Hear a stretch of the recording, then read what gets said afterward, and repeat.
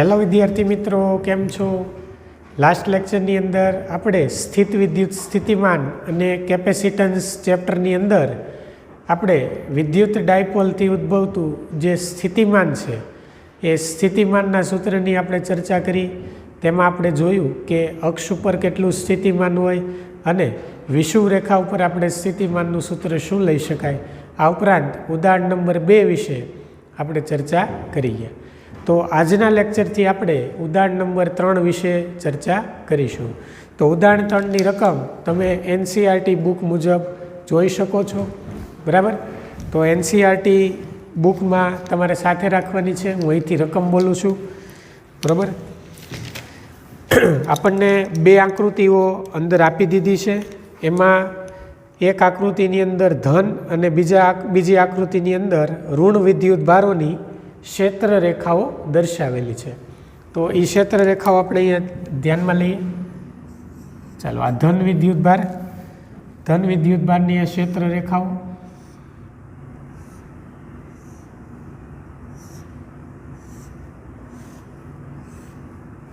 બરોબર. આ બધી ક્ષેત્ર રેખાઓ છે. ક્ષેત્ર રેખાની અંદર 2 બિંદુ આપી દીધા છે. અહીંયા પી બિંદુ છે, એનાથી થોડે દૂર અહીંયા ક્યુ બિંદુ છે, બરોબર. ચાલો, એ જ રીતે આપણને ઋણ વિદ્યુત ભાર આપેલો છે. ચાલો, ઋણ વિદ્યુત ભારની અંદર ક્ષેત્ર રેખાઓ દાખલ થશે. ધન વિદ્યુત ભારમાંથી ક્ષેત્ર રેખાઓ બહાર નીકળે અને ઋણ વિદ્યુત ભારમાં ક્ષેત્ર રેખાઓ જે છે એ દાખલ થાય. એવું તમે ચેપ્ટર નંબર 1ની અંદર આપણે ભણી ગયા કે બિંદુવત વિદ્યુત ભારથી ઉદ્ભવતું વિદ્યુત ક્ષેત્ર કેવી રીતે હોય, બરાબર. અહીંયા આપણે એક એ બિંદુ આપેલું છે અને અહીંયા બી બિંદુ આપેલું છે, બરાબર. તો આપણને અહીંયા જુદા જુદા 5 પ્રશ્નો પૂછેલા છે. એ 5 પ્રશ્નોના ઉત્તર આપણે થિયરી મુજબ આપવાના છે, બરાબર. તો વિદ્યાર્થી મિત્રો, આપણે વિદ્યુત સ્થિતિમાન અને બિંદુવત વિદ્યુત ભારથી ઉદ્ભવતું સ્થિતિમાનની ચર્ચા કરી ગયા. એમાં આપણે જોયું કે કોઈપણ બિંદુ પાસે જે સ્થિતિમાન છે એ સ્થિતિમાન અંતરના વ્યસ્ત પ્રમાણમાં ઘટે છે અને સૂત્ર છે V = KQ/R. એટલે જેમ અંતર વધે એમ સ્થિતિમાન ઘટે છે. તો વિદ્યાર્થી મિત્રો, અહીંયા તમે ધન વિદ્યુત ભારની અંદર જોઈ શકો કે આ વિદ્યુત ભારથી જેમ તમે દૂર જશો એમ સ્થિતિમાન ઘટશે, જેમ નજીક આવશો એમ સ્થિતિમાન વધશે. જ્યારે ઋણ વિદ્યુત ભારની અંદર આના કરતાં ઉલટું છે. જેમ તમે દૂર જશો એમ સ્થિતિમાન વધશે, જેમ તમે નજીક આવશો એમ સ્થિતિમાનમાં શું થશે? ઘટાડો થશે. તો આ ધન કરતાં આનું અહીંયા ઉદ્ભવતું, આ વિદ્યુત ભારથી ઉદ્ભવતું સ્થિતિમાન માટે આપણે અલગ માહિતી આપી શકીએ છીએ, બરાબર. તો અહીંયા પહેલો પ્રશ્ન તમને એવો પૂછ્યો છે કે સ્થિતિમાનનો તફાવત V(P) - V(Q) અને VB - VA, એટલે આ બે વચ્ચેનું સ્થિતિમાન અને આ બે વચ્ચેનું સ્થિતિમાન, બરાબર, એના ચિહ્ન જણાવો. એટલે કે આ બે વચ્ચે જે સ્થિતિમાન છે એ ધન હશે કે ઋણ હશે? આ બે વચ્ચે જે સ્થિતિમાન છે એ ધન હશે કે ઋણ હશે? એ આપણે ડિસાઈડ કરવાનું છે. તો આનું કારણ આપણે લખીશું. કારણ લખો પહેલાંની અંદર. પ્રશ્ન એનો આન્સર V ચલે છે એટલે વિદ્યુત સ્થિતિમાન અંતરના વ્યસ્ત પ્રમાણમાં છે. V ચલે છે 1/R હોવાથી પી બિંદુ પાસેનું સ્થિતિમાન એ ક્યુ બિંદુના સ્થિતિમાનથી વધારે હશે, બરાબર. આમ VP - VQ, બરાબર. VP - VQ આપણે જો લઈએ, બરાબર, તો તે આપણને ધન મળે. કારણ કે VP વધારે હોય, VQ ઓછું હોય. તો આ વધારે હોય ને આ ઓછું, એટલે વધારેમાંથી ઓછું બાદ કરો એટલે જવાબ પ્લસ આવશે. એટલે આ સ્થિતિમાન ધન થશે. ચાલો, એ જ રીતે VB એ VA કરતાં ઓછું હશે. આ જ રીતે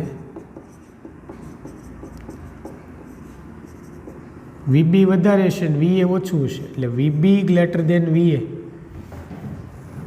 વીબી ગ્રેટર દેન વીએ થશે. આના કરતાં ઉલટું વિચારવાનું, બરાબર. જે નજીક હોય ધન વિદ્યુતભારની નજીકનું બિંદુ હોય ત્યાં સ્થિતિમાન વધારે હોય, અને ઋણ વિદ્યુતભારમાં નજીકનું બિંદુ હોય ત્યાં સ્થિતિમાન ઓછું હોય, એટલે વીએ ઓછું છે, વીબી વધારે છે, એટલે વીબી માઇનસ વીએ પણ કેવું આવશે? તેથી વીબી માઇનસ વીએ પણ ધન છે, કેમ કે આ વધારે છે ને આ ઓછું છે, બે વચ્ચેનો તફાવત વીબી માઇનસ વીએ, વધારેમાંથી ઓછું બાદ કરો એટલે ધન જ મળશે. આ થઈ ગયો પહેલાંનો આન્સર. ચાલો, આ જ રીતે આપણે બીમાં આપણને પ્રશ્ન પૂછેલો છે કે એક નાના ઋણ વિદ્યુત ભારની ક્યુ અને પી તથા એ અને બી બિંદુ વચ્ચેની સ્થિતિ ઉર્જાના તફાવતમાં ચિહ્ન જણાવો. એટલે આપણી પાસે એક નાનકડો એવો ઋણ વિદ્યુત ભાર છે, બરાબર. તો આ નાના વિદ્યુત ભાર માટે પી અને ક્યુ પાસે, બી અને એ પાસે આપણે સ્થિતિ ઉર્જા જે છે એના તફાવતનું ચિહ્ન જણાવવાનું છે. આ સ્થિતિમાનનું ચિહ્ન આપણે જણાવ્યું, એ જ રીતે સ્થિતિ ઉર્જાનું આપણે ચિહ્ન જણાવવાનું છે, પણ ઋણ વિદ્યુત ભાર માટે આપણે લેવાનું છે. તો વિદ્યાર્થી મિત્રો, ઋણ વિદ્યુત ભાર જ્યારે તમે પ્લસની નજીક લઈ જાઓ, બરાબર, એટલે અહીંયા બે વચ્ચે આકર્ષણ થશે, અને તમે જાણો છો કે જેમ આકર્ષણ બળ વધે, બરાબર, એમ અહીંયા આકર્ષણ બળ લાગે તો સ્થિતિ ઉર્જામાં શું થાય? ઘટાડો થાય, કારણ કે સ્થિતિ ઉર્જા શું છે? માઇનસમાં હોય. આકર્ષણ બળ વધે તો સ્થિતિ ઉર્જામાં શું થાય? ઘટાડો થાય, બરાબર. એટલે અહીંયા ધન વિદ્યુત ભારના ક્ષેત્રમાં આપણે ઋણ વિદ્યુત ભાર, અહીંયા કોઈ ઋણ વિદ્યુત ભાર તમે લાવશો, બરાબર, તો આકર્ષણ બળ લાગે એટલે સ્થિતિ ઉર્જા શું થશે? ઘટાડો થશે. અહીંયા આપણે રીઝન લખશું કે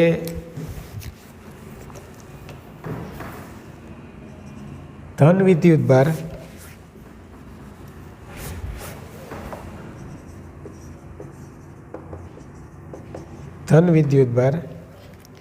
ના ક્ષેત્રમાં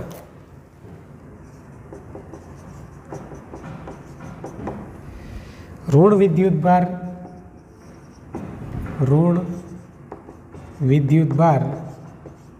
મૂકવાથી, એટલે અહીંયા આપણે ઋણ વિદ્યુત ભાર જો લાવીએ તો આકર્ષણ બળ લાગે, પ્લસ માઇનસ વચ્ચે આકર્ષણ બળ લાગે, તેથી સ્થિતિ ઉર્જામાં શું થાય? સ્થિતિ ઉર્જામાં ઘટાડો થાય, બરાબર.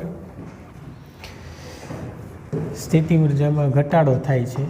પરિણામે ક્યુ બિંદુ પાસેની સ્થિતિ ઉર્જા વધારે થશે, પી બિંદુ પાસેની સ્થિતિ ઉર્જા ઓછી થશે.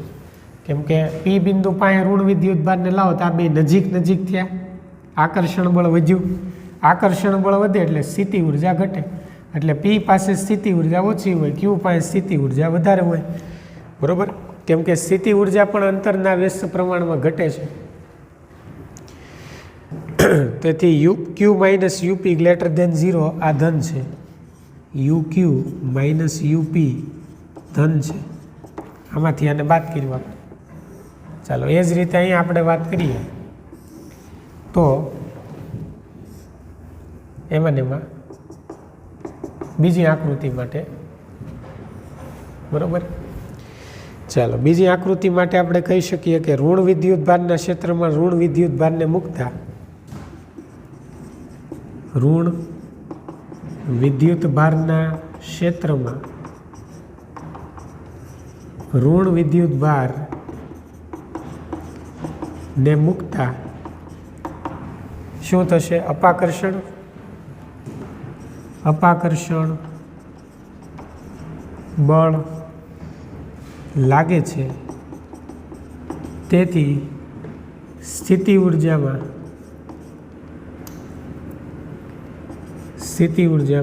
વધારો થાય છે, બરાબર. એટલે સ્થિતિ ઉર્જામાં વધારો થશે, કેમ કે ઋણના ક્ષેત્રમાં તમે ઋણને લાવો એટલે અપાકર્ષણ થાય, ને અપાકર્ષણ થાય એટલે સ્થિતિ ઉર્જા વધે, અને સ્થિતિ ઉર્જા વધે તો અહીંયા આપણે ઋણ વિદ્યુત ભારને લાવીએ તો ઋણ વચ્ચે અપાકર્ષણ થાય, એટલે યુ એની સ્થિતિ ઉર્જા વધારે હશે, કોની કરતાં? યુ બી કરતાં. એટલે બે વચ્ચેનો તમે તફાવત લ્યો યુએ માઇનસ યુબી તો એ પણ ધન જ મળશે. યુબી ધન છે કેમ કે આ વધારે છે, આ ઓછું છે, એટલે બાદ બાકી કરો એટલે ધન થશે. બરાબર. ચાલો સી જોઈએ આપણે.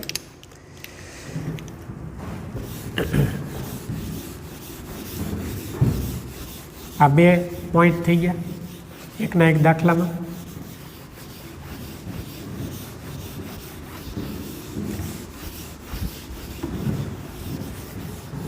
હવે ઉદાહરણ 3માં સી પાર્ટ આપણે જોઈએ તો એની અંદર આપણને એવું કીધું છે કે એક નાના ધન વિદ્યુત ભારને ક્યુથી પી લઈ જવામાં આવે છે. એક નાનકડો એવો ધન વિદ્યુત ભાર છે એને આપણે ક્યુથી પી લઈ જઈએ છીએ. બરાબર. તો ક્ષેત્ર વડે થતા કાર્યનું ચિહ્ન જણાવો. તો વિદ્યાર્થી મિત્રો આપણે ભણી ગયા કે જ્યારે કોઈ વિદ્યુત ભારને આપણે ક્યુથી પી લાવીએ ધન વિદ્યુત ભારને ત્યારે આપણે વિદ્યુત ક્ષેત્રની વિરુદ્ધમાં કાર્ય કરવું પડે. આ વિદ્યુત ક્ષેત્ર રેખાઓ છે એટલે આ વિદ્યુત ક્ષેત્રની દિશા છે એટલે ક્યુથી પી લાવો એટલે ક્ષેત્રની વિરુદ્ધમાં આપણે કાર્ય કરવું પડે. તો આ જે કાર્ય છે એ કેવું હોય? ઋણ હોય. એટલે આપણે એ લખશું કે નાના ધન વિદ્યુત ભારને ક્યુથી પી લઈ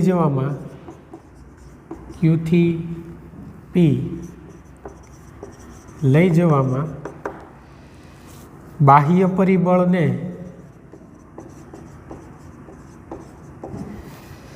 વિદ્યુત ક્ષેત્રની વિરુદ્ધમાં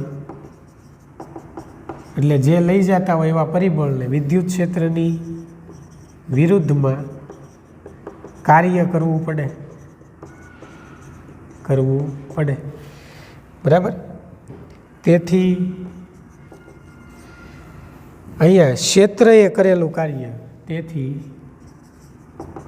ક્ષેત્રએ કરેલું કાર્ય ઋણ છે. બરાબર. ચાલો આ સી વિભાગ થઈ ગયો. હવે આપણે વાત કરીએ ડી વિભાગની. ચાલો ડી વિભાગમાં આકૃતિ બી માટે વાત કરેલી છે.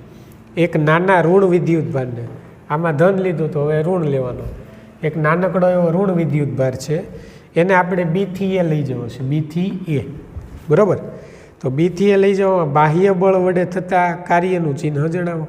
તો એમાં બાહ્ય બળ વડે થતું કાર્ય આપણે જોઈએ તો નાના ઋણ વિદ્યુત ભારને આમાં ક્ષેત્ર વડે હતું, હવે આમાં બાહ્ય બળ વડે છે. જો ક્ષેત્ર વડે થતું કાર્ય ઋણ હોય તો બાહ્ય બળ વડે થતું કાર્ય કેવું લઈ શકાય? ધન લઈ શકાય. એટલે આમાં જવાબ ધન આવશે. એટલે નાના ઋણ વિદ્યુત ભારને બીથી એ, અહીંયા પણ અપાકર્ષણ જ થશે, બીથી એ લઈ જવામાં બાહ્ય પરિબળ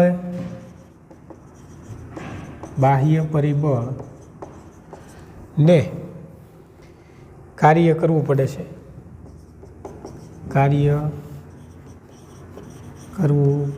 છે.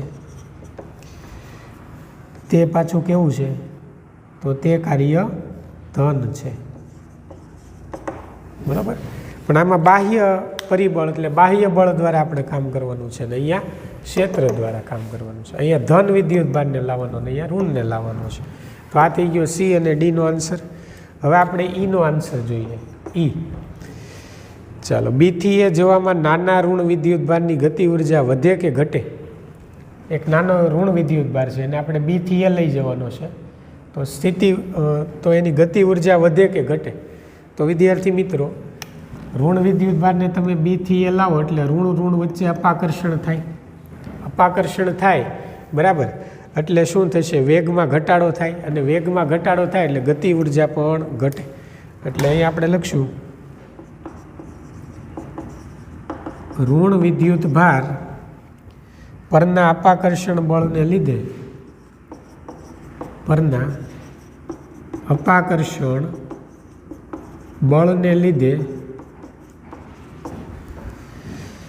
વેગ ઘટે છે. તેથી ગતિ ઉર્જા ઘટે છે. ગતિ ઉર્જાનું સૂત્ર આવશે 1/2 mv². બરાબર, ચાલો એટલી વસ્તુ લખી નાખ. ત્યારબાદ આપણે સમસ્થિતિમાન પુષ્ઠની ચર્ચા કરીએ.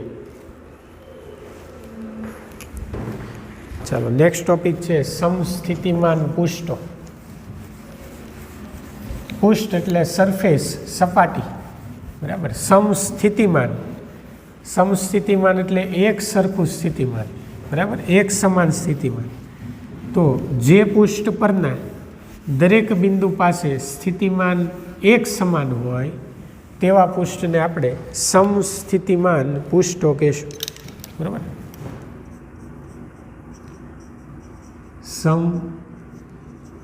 સમસ્થિતિમાન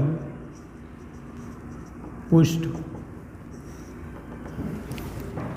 તો અહીંયા આપણે વ્યાખ્યા લખીશું. જે પુષ્ઠ અથવા સપાટી પરના, જે પુષ્ઠ અથવા સપાટી પરના દરેક અથવા બધા બિંદુએ વિદ્યુત સ્થિતિમાન, બધા બિંદુએ વિદ્યુત સ્થિતિમાન એક સમાન હોય, એક સમાન હોય તે પુષ્ઠને સમસ્થિતિમાન પુષ્ઠ કહે છે, બરોબર. આપણે જાણીએ છીએ કે બિંદુવત વિદ્યુત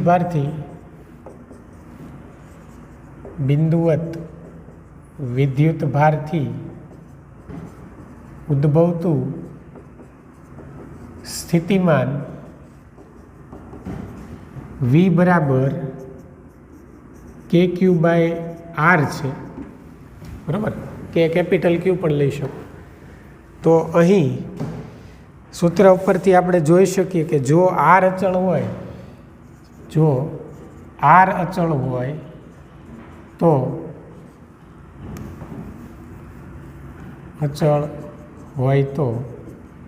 V પણ અચળ થશે. ચેક કરો. R બદલાય તો V બદલાય, R વધે તો V ઘટે, R ઘટે તો V વધે. પણ R જ અચળ હોય તો V કેવું રહેશે? અચળ રહેશે. આ વિદ્યુત સ્થિતિમાનનું સૂત્ર છે. એટલે એક એવી સપાટી કે જેના બધા બિંદુએ સ્થિતિમાન કેવું હોય? એક સમાન હોય. તો ચાલો આપણે એક બિંદુવત વિદ્યુત ભારની આકૃતિ આપણે અહીંયા દોરીએ. તો માની લો કે આ બિંદુવત એક ધન વિદ્યુત ભાર છે. ચાલો તો અહીંયા આપણે એક આ ધન વિદ્યુત ભારને કેન્દ્ર તરીકે લઈ દોરેલા ગોળાની એક સપાટી લઈએ. કોઈ પણ એક ધન વિદ્યુત ભારને કેન્દ્ર તરીકે લઈ આપણે એક દોરેલા ગોળાની સપાટી છે. તો આ જે સપાટી છે એને સમસ્થિતિમાન પુષ્ઠ કહેવાય. કેમ કે આ સપાટી પરનું દરેક બિંદુ છે એ કેન્દ્રથી એક સરખા અંતરે આવેલું છે. એટલે R અચળ હશે તો V પણ અચળ થશે. તો આને સમસ્થિતિમાન પુષ્ઠ કહેવાય, બરોબર. ચાલો હજી એક આપણે સપાટી ધારો કે લઈ લઈએ, બરોબર. ચાલો હું એક બીજી સમસ્થિતિમાન પુષ્ઠ દોરું. તો ચાલો આ સપાટી પરના પણ દરેક બિંદુએ સ્થિતિમાન કેવું હશે? સમાન. પણ ખાસ યાદ રાખો, આ સમસ્થિતિમાન પુષ્ઠ અને આ સમસ્થિતિમાન પુષ્ઠ બે અલગ અલગ છે. એટલે આના પરના દરેક બિંદુએ સ્થિતિમાન સમાન હશે, પણ અહીંયા જેટલું હશે એટલું અહીંયા હશે નહીં. કેમ કે આનું અંતર બદલાઈ ગયું એટલે સ્થિતિમાન પણ ચેન્જ થઈ જશે, બરાબર. એટલે ખાસ યાદ રાખો કે જુદી જુદી સપાટી પરનું જે સ્થિતિમાન છે એ જુદું જુદું હોય, બરાબર. એટલે જુદા જુદા સમસ્થિતિમાન પુષ્ઠ માટે જેનું મૂલ્ય છે વિદ્યુત સ્થિતિમાનનું, બે જુદી જુદી સપાટી પર સ્થિતિમાન જુદા જુદા હોય, પણ એક જ સપાટી પરના દરેક બિંદુ પાસે સ્થિતિમાન કેવું હોય? સમાન હોય. એટલે આને આપણે નામ આપી દઈએ એક સમસ્થિતિમાન પુષ્ઠ, અને આ છે બીજું સમસ્થિતિમાન પુષ્ઠ, સ્થિતિમાન પુષ્ઠ, બરોબર. ચાલો હવે ધન વિદ્યુત ભાર છે એટલે વિદ્યાર્થી મિત્રો ક્ષેત્ર રેખાઓ જે છે એ બહાર આવતી દિશામાં આવશે. ધન વિદ્યુત ભારમાંથી બધી ક્ષેત્ર રેખાઓ બહાર આવતી દિશામાં છે, અને ઋણ વિદ્યુત ભાર હોય તો અંદર દાખલ થતી દિશામાં બધી ક્ષેત્ર રેખાઓ આપણે લેવી પડે. બરાબર. ચાલો, તો આ થઈ ગયું બિંદુવત વિદ્યુત ભારથી ઉદ્ભવતું વિદ્યુત ક્ષેત્ર, તેમાંથી દોરેલી ત્રિજ્યાવર્તી રેખાઓ ઉપર હોય. એટલે આ ત્રિજ્યાવર્તી રેખા ઉપર વિદ્યુત ક્ષેત્ર હોય. બરાબર. એટલે એક પ્રકારનું એવું પૃષ્ઠ કે જેની અંદર આપણે કોઈ પણ વિદ્યુત ભારને કેન્દ્ર તરીકે લેવાનું અને એની ફરતે એક ગોળાની સપાટી દોરવાની. તો માની લો કે આ પહેલું પૃષ્ઠ છે, તો આના દરેક બિંદુ પાસે સ્થિતિમાન સમાન હશે. પછી આ બીજું પૃષ્ઠ છે, તો એના પણ દરેક બિંદુ પાસે સ્થિતિમાન એક સમાન હશે. પણ અહીંયા જે સ્થિતિમાન હશે એવું સ્થિતિમાન અહીંયા હશે નહીં. એમ સ્થિતિમાન કેવું પડશે? પૃષ્ઠ બદલાય એટલે સ્થિતિમાન બદલાય. ચાલો, ક્લિયર. હવે બીજી વસ્તુ આપણે અહીંયા માર્કિંગ કરીએ તો તમે જોઈ શકો કે આ સમસ્થિતિમાન પૃષ્ઠ જે દોર્યું છે ગોળાકાર, એના પરના દરેક બિંદુ પાસે, એટલે આ બધા બિંદુ પાસે જે વિદ્યુત ક્ષેત્ર છે એ વિદ્યુત ક્ષેત્ર લંબરૂપે છે. બરાબર. માની લો કે હું આ બિંદુ પસંદ કરું છું. ચાલો, તો આ બિંદુ પાસે જે સમસ્થિતિમાન પૃષ્ઠ છે એ પૃષ્ઠ પરના આ બિંદુ પાસે વિદ્યુત ક્ષેત્ર લંબરૂપે છે. સેમ વસ્તુ અહીંયા પણ લંબરૂપે છે, સેમ અહીંયા પણ લંબરૂપે છે. એમ દરેક બિંદુ પાસે વિદ્યુત ક્ષેત્રની જે દિશા છે એ સમસ્થિતિમાન પૃષ્ઠ પરના દરેક બિંદુને લંબરૂપે હોય. બરાબર. ચાલો, હવે એ આપણે સાબિત કરીએ કે કઈ રીતે લંબરૂપે હોય. તો એના માટે આપણે એક સમસ્થિતિમાન પૃષ્ઠ ઉપર ધારો કે કોઈ એક સમસ્થિતિમાન પૃષ્ઠ ઉપર ધારો કે કોઈ એક સમસ્થિતિમાન પૃષ્ઠ પર એકમ ધન વિદ્યુત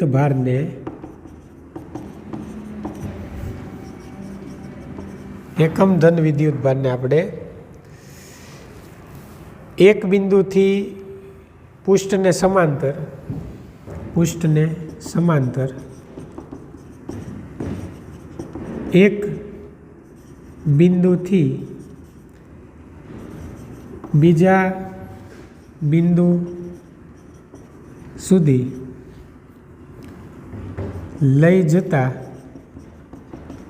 થતું સૂક્ષ્મ સ્થાનાંતર dl છે અને થતું કાર્ય dw છે. ચાલો, હવે વિચારો કે આપણી પાસે એક ધન વિદ્યુત ભાર છે. બરાબર. માની લો કે આ એક ધન વિદ્યુત ભાર છે. આ વિદ્યુત ભારને હું આ બિંદુથી આ બિંદુએ લઈ જાઉં છું. બરાબર. પૃષ્ઠને સમાંતર આપણે લઈ જવાનું છે, એ ખાસ આપણે ધ્યાન રાખવાનું છે. બરાબર. તો પૃષ્ઠને સમાંતર હું આ તરફ એને લઈ જાઉં છું. ચાલો, તો અહીંયા મેં નાનકડું એવું dl જેટલું સ્થાનાંતર કર્યું. એક બિંદુથી બીજા બિંદુએ લઈ જતા dl જેટલું સ્થાનાંતર થયું, એટલે કાર્ય પણ dw થશે. સ્થાનાંતર સૂક્ષ્મ તો કાર્ય સૂક્ષ્મ. તો ચાલો, આ કાર્ય આપણે સંકલન વડે ન લઈ શકાય, પણ આ કાર્યને આ રીતે લખી શકાય. તો dw is equals to -E.dl. કેમ માઇનસ? તો આપણે જે કાર્ય બની ગયા છીએ, બરાબર, સ્થિતિમાન માટે, એ કાર્ય ઋણ હોય છે, તમે જાણો છો. બરાબર. એનું સૂત્ર આવા પ્રકારનું છે. કોઈ પણ બિંદુ પાસે, માની લો કે P બિંદુ પાસે સ્થિતિમાન લેવું હોય તો ઇન્ફિનિટીથી P E.dr આવું સૂત્ર છે. પણ આ ઇન્ફિનિટીથી P સુધીના માર્ગ માટે છે ને. આપણે તો ખાલી એક બિંદુથી નાનકડા એવા બીજા બિંદુ સુધી જ જવું છે. બરાબર. એટલે હવે સંકલન કરવાની જરૂર નથી. સંકલન કાઢી નાખીએ તો -E.dr થશે. અહીંયા નાનકડું એવું સ્થાનાંતર આપણે dl લીધું છે આરની જગ્યાએ, તો dl લખવાનું. બરાબર ને. એટલે આ નાનકડું એવું સ્થાનાંતર, સૂક્ષ્મ સ્થાનાંતર dl છે. તમે dr પણ લખી શકો છો. બરાબર. એટલે આ રીતે આપણે લખવાનું નથી. આ સ્થિતિમાનનું આપણે સૂત્ર લખ્યું. સ્થિતિ ઉર્જાનું જો લખીએ તો અહીંયા તમારે -q મૂકવું પડે. બરાબર. અને જો -q કાઢી નાખો તો અહીંયા તમારે સ્થિતિમાનનું સૂત્ર આ રીતે લખવું પડે. બરાબર. ચાલો, હવે dw બરાબર માઇનસ ઈ ડોટ ડીએલ, એટલે બે બિંદુ વચ્ચે વિદ્યુત સ્થિતિમાનનો તફાવત. આને કહેવાય બે બિંદુઓ જે આપણે લીધા છે એ બે બિંદુઓ વચ્ચે વિદ્યુત સ્થિતિમાન, ટૂંકમાં લખ્યું છે વિદ્યુત સ્થિતિમાનનો તફાવત. એટલે બે વચ્ચે જે તફાવત હોય એ કેટલો હોય? માઇનસ ઈ ડોટ ડીએલ જેટલો હોય. બરાબર. હવે સમસ્થિતિમાન પૃષ્ઠ ઉપર તો આ તફાવત 0 હોય. હમણાં જ અહીંયા વ્યાખ્યામાં વાત કરી કે સમસ્થિતિમાન પૃષ્ઠ પર વિદ્યુત સ્થિતિમાનનો તફાવત કેવો હોય? શૂન્ય હોય. શૂન્ય હોય. કેમ શૂન્ય હોય? કારણ કે દરેક બિંદુ પાસે સ્થિતિમાન એક સરખું છે. એટલે જેટલું સ્થિતિમાન આ બિંદુ પાસે છે એટલું સ્થિતિમાન અહીંયા છે, એટલું જ અહીંયા છે. એટલે અહીંથી અહીંયા તમે જાઓ તો આ સ્થિતિમાન ને આ સ્થિતિમાન બે સરખું છે, તો આને બાદ કરો તો માઇનસ થાય ને. એટલે તફાવત, વિદ્યુત સ્થિતિમાનનો તફાવત કેવો મળે? 0 મળે. બરાબર. ચાલો, તો અહીંયા તમે 0 મૂકી દો તો આ થઈ જશે minus E dot DL is equals to 0. હવે માઇનસ આ બાજુ લઈ લો તો એ બધું 0 જ કહેવાય. ઈ ડોટ ડીએલ બરાબર 0. એટલે હવે ડાયરેક્ટ પ્લસ લખું છું.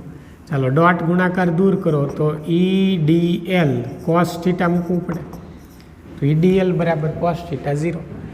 ચાલો, ઈ અને ડીએલ એને 0 વડે ભાંગી નાખો એટલે ખાલી કોસ થીટા વધે, તો કોસ થીટા બરાબર 0. ચાલો, કોસની કિંમત ક્યારે 0 હોય? તો કે થીટા બરાબર π/2 હોય ત્યારે. તો એનો મતલબ એવો થાય કે વિદ્યુત ક્ષેત્ર અને સૂક્ષ્મ સ્થાનાંતર બંને એકબીજાને કેવું છે? લંબ છે. બરાબર. અહીંયા આપણે લખીશું કે થીટા એ ઈ અને ડીએલ વચ્ચેનો ખૂણો છે. ડીએલ વચ્ચેનો ખૂણો છે. E does not equal to 0 અને DL does not equal to 0. એટલે વિદ્યુત ક્ષેત્ર એ 0 નથી ને સ્થાનાંતર પણ 0 નથી. બરાબર. તો ઈ પરપેન્ડિક્યુલર ડીએલ, એટલે વિદ્યુત ક્ષેત્ર છે એ સ્થાનાંતર સદિશને કેવું હશે? લંબરૂપે હશે. બે વચ્ચેનો એંગલ કેટલો છે? π/2. તમે ચેક કરી શકો કે સ્થાનાંતર આ દિશામાં થાય છે, જ્યારે વિદ્યુત ક્ષેત્ર આ દિશામાં છે, એને લંબરૂપે છે. તો આવી રીતે તમે સમસ્થિતિમાન પૃષ્ઠ ઉપરના દરેક બિંદુઓ લેશો તો દરેક બિંદુ પાસે વિદ્યુત ક્ષેત્ર કેવું હશે? લંબરૂપે હશે. તો અહીંયા જોઈ શકો આ 90નો ખૂણો બન્યો. આમ વિદ્યુત ક્ષેત્ર સમસ્થિતિમાન પૃષ્ઠ પરના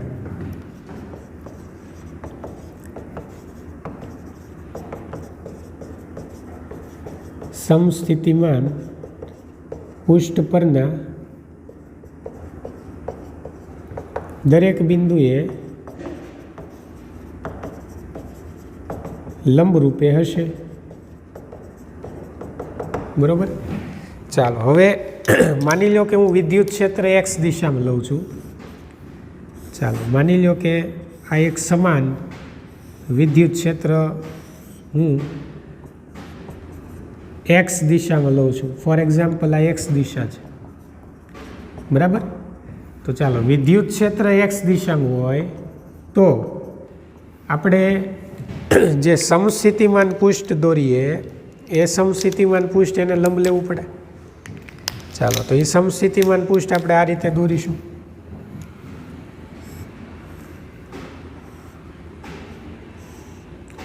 બરાબર. આ પહેલું પૃષ્ઠ. એ જ રીતે તમે આ બીજું પૃષ્ઠ દોરી શકો. બરાબર. તો અહીં તમે જોઈ શકો કે આ જે પૃષ્ઠ છે એ YZ સમતલની અંદર આવેલું છે. બરાબર. આને Z કહી દો, આને Y કહી દો, અને આ તો X છે જ. બરાબર. તો આ થઈ ગયું X, Y, Z. અથવા અહીંયા X આપી દો. ચાલો, અવગમ બિંદુ છે. આ X દિશા થઈ ગઈ. આ Z દિશા અને આ Y દિશા. બરાબર. તો અહીં તમે જોઈ શકો કે જો વિદ્યુત ક્ષેત્ર X દિશામાં હોય તો સમસ્થિતિમાન પૃષ્ઠ છે એ વાયઝેડ સમતલમાં આવેલું હોય, એને સમાંતર હોય વાયઝેડ. હવે ડાયપોલ માટે સ્થિતિમાન સમસ્થિતિમાન પૃષ્ઠ આકૃતિમાં દર્શાવેલ છે, એટલે ડાયપોલ માટે તમે આ રીતે દોરી.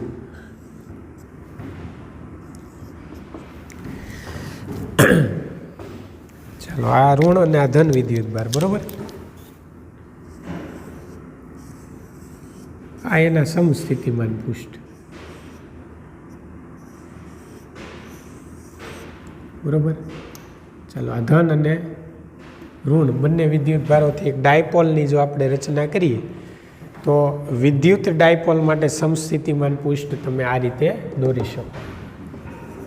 વિદ્યુત ડાયપોલ માટે, બરોબર. પછી બે સમાન તમે ધન વિદ્યુતભાર લ્યો અને પાસે પાસે મૂકો તો એમના માટે સમસ્થિતિમાન પૃષ્ઠ આ રીતે દોરાય. માની લો કે બે ધન વિદ્યુતભાર છે અને પાસે પાસે મૂકેલા છે,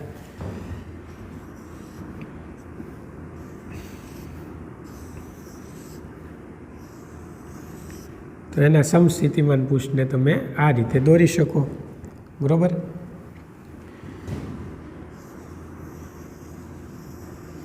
ચાલો, આ રીતે તો બે એક સરખા વિદ્યુતભાર માટે આ રીતે સમસ્થિતિમાન પૃષ્ઠ દોરી શકાય. ટૂંકમાં સમસ્થિતિમાન પૃષ્ઠ એટલે કોઈ પણ વિદ્યુતભારને કેન્દ્ર તરીકે લઈ તેમાંથી દોરેલા ગોળાઓની સપાટી છે, બરાબર, કે જેની જે સપાટી ઉપર દરેક બિંદુ પાસે સ્થિતિમાન સમાન હોય. પૃષ્ઠ બદલાય તો સ્થિતિમાન બદલાય, બરાબર. ચાલો, તો અહીંયા સુધી કમ્પ્લીટ, બરાબર. દરેક આકૃતિ અહીંયા તમારે દોર નાખવાની છે, બરાબર. આની જે થિયરી છે એ થિયરી હું તમને ક્લાસરૂમની અંદર ઇમેજ સ્વરૂપે આપી દઈશ.